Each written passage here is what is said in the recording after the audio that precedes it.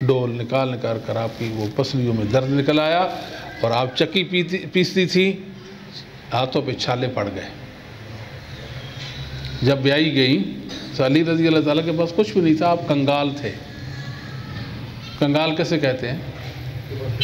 और जिसके पास माल पलाल नहीं, कुछ भी नहीं, उसको कंगाल ही कहते हैं ना। आपने जहेज़ में ज़रूरत का या बुनियादी सामान अपनी बेटी को दिया, एक खजूर, एक तकिया जिसमें खजूर के पत्ते भरे हुए, एक चकिया, एक मुश्कीज़ा, इस तरह की दो चीज़ें घर में नहीं थी तो तब दे दी। पता चला कि नबी करीम सल्लल्लाहु अलैहि वसल्लम के पास ग़ुलाम है, तो क्यों ना आपसे हम अर्ज़ करें कि आप हमें ग़ुलाम इनायत कर दें, हमारी ज़रा मामनत हो जाएगी। लेकिन गए सी फातिमा भी, उसे अली भी, हिम्मत नहीं पड़ी। दामाद जो होते हैं ना, दामाद जो इज़्ज़त वाले होते हैं, वो कभी भी अपने ससुराल के माल पे उनकी नज़र नहीं होती। ये है ना, यानी किसी से भी मांग लेंगे मगर ससुर से नहीं मांगेंगे।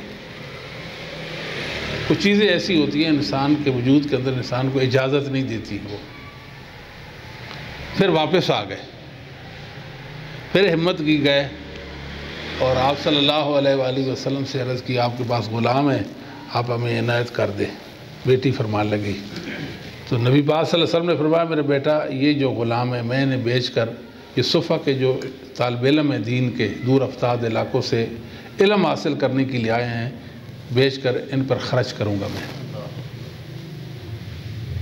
मैं आपको इससे बेहतर अमल बताता हूँ।